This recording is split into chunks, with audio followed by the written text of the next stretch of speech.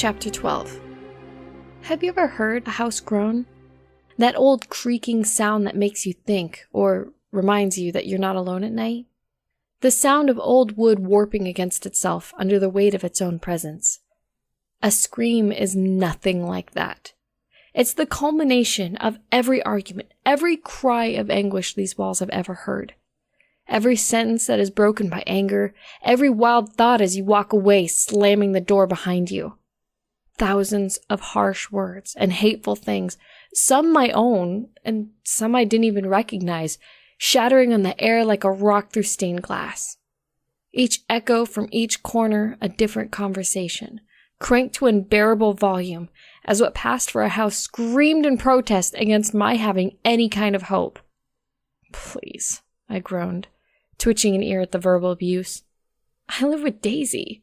You're gonna have to do a lot better than that." Why can't I keep my big mouth shut? I even felt parts of the house curdle and curl towards me. Chair legs and lampstands, curtain rods and window panes, every part of everything it had tried to pass off as fake, then pale, then horrid, reach out towards me, grasping at what was thankfully thin air as I hauled my flank up the trail of dead rose petals. I followed twists and turns that didn't exist in my own house, but I was far past the illusion that I was anywhere that resembled home.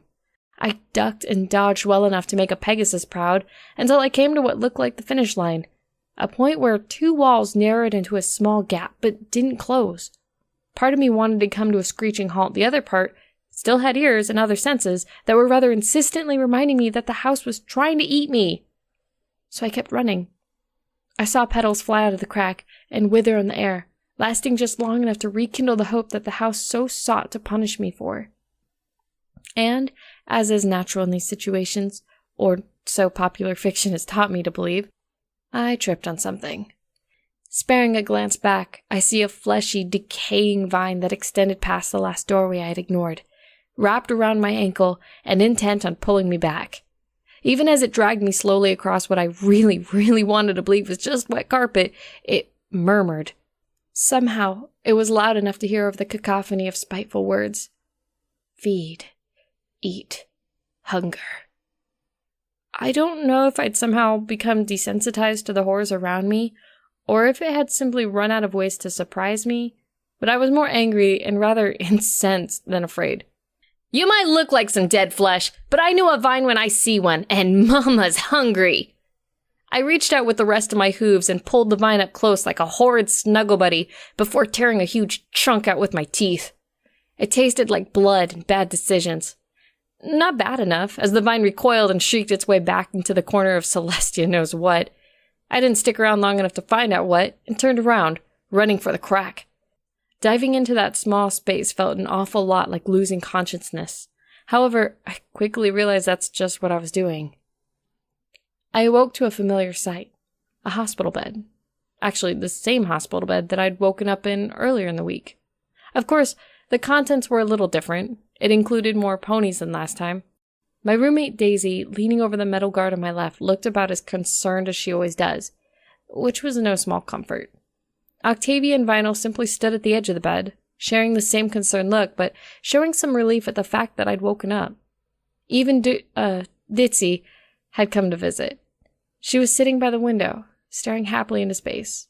Her normally endearing lazy eye had lost some of its charm due to recent events, obviously, but it was still wonderful to see her. Well, until the headache kicked in. Ow. Oh, God. Ow. What happened to my...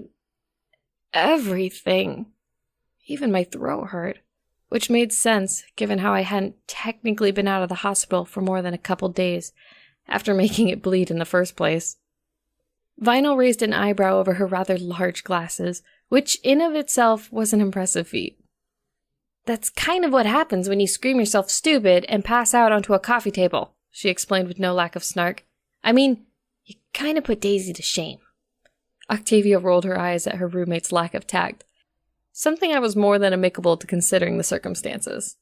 "What she means to say is, dear, you ran screaming into your house and passed out onto the floor.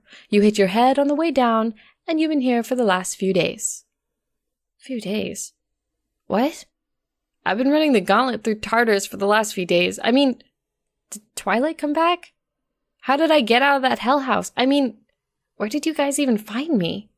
I was running through a bunch of back alleys and I was interrupted by Octavia raising a hoof to shush me. Rose, you're starting to sound like Daisy. Hey! Sorry, what I mean is, you've probably been having a pretty nasty nightmare given the circumstances. Whatever you saw scared you so bad you screamed yourself into a 3-day coma. You really shouldn't even be talking, she added gently, as I started coughing. All that ranting and I had forgotten about the damage I'd done to my esophagus. But I tasted blood, probably from the blood in your throat that they had to suction out, interrupted Daisy. I mean, the nurses had to clean you and stuff. So you probably felt a bunch of weird things in that awful dream. Like, what did you even see anyway? I stole a glance over to Ditzy, whose expression was all the confirmation I needed that at least I hadn't imagined all of it. Well, probably the same thing Princess Twilight did. I mean, she got really scared too, but she didn't go anywhere, I don't think. Vinyl gave the Pegasus a sideways glance. We really don't want to know, do we? No, not really. I'd offer you a muffin, but they won't let me bring outside food into intensive care. When you're in a regular bed, I can bring you all the muffins you can eat, which might not be many because of your throat, she added sheepishly. I muddled their explanations around in my head, and it all made sense. Too much sense, actually. It explained everything. Of course it was a dream.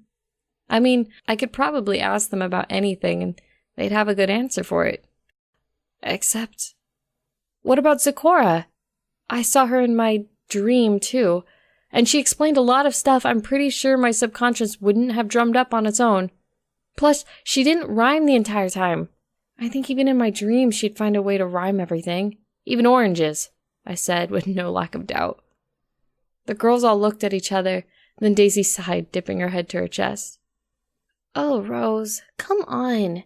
Why can't you just leave it alone? You're fine. You just need some rest. Vinyl nodded. Yeah, you need to relax a bit. Get some rest, drink some water, watch some Octavia smacked her in the head. Watch some TV or something. I shook my head. It still hurt. But it didn't feel anything like knocking my head on a table. More like someone had scratched it from the inside. No way. I've gotta get out. Find Twilight or Zecora or some pony. There's way too much work to do. I mean, even if it was a dream, there's still something out there. I tried to raise myself from the bed, but Derpy stopped me, leaning on my chest with both her front hooves. Why? Why do you have to do it? Just leave it to Twilight's friends or the princesses or whatever. Because I've seen these things. You have too, Derpy. We should be doing something to help, not ignoring it with TV and bed rest. Her head dipped, her face disappearing behind her mane. Why? Why? Why? Why? Why couldn't you leave it alone? She screamed, shrieked, and bellowed at me, raising her muzzle to meet mine, even as it split open from top to bottom. It tore itself open, revealing Vinyl's face. And then it melted apart, falling off in pieces to unmask Octavia, who disappeared in a puff of gray smoke to turn into Daisy. More screaming, then darkness. I woke up again. Dark. Not pitch, just dim. I was in the alley again. And again I was surrounded by Tabby, Vinyl, Daisy, and Ditzy, all of whom looked distinctly more concerned than their hallucinatory counterparts. Is she dead? Vinyl asked. She nudged me with the hoof just to make sure. I'll eat it. I swear to the sun. I grumbled, aching all over, bending through time and space, I assume, makes a pony sore in places they don't even have yet. Oh yeah, she's fine, the DJ grinned at me, then offered a hoof to pull me up. Once on all 4 hooves, I took a step back. I glanced over my shoulder to make sure I wasn't backing into that crack again. I noticed with some relief that I was in the middle of a normal street, and not some back alley full of nightmares. Okay. How do I know this part is real? I mean, I've seen some stuff, you guys. Like, I don't trust Jack at all right now. Octavia gave me a look usually reserved for her roommate and smacked me in the head. Ow! Okay!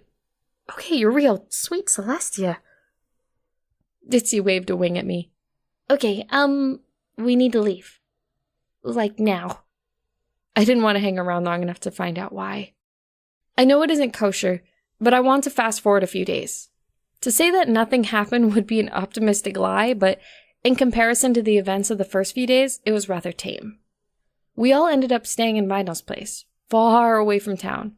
It wasn't until we heard the celebration of Princess Twilight coming home that we decided it was safe to sleep in our own homes.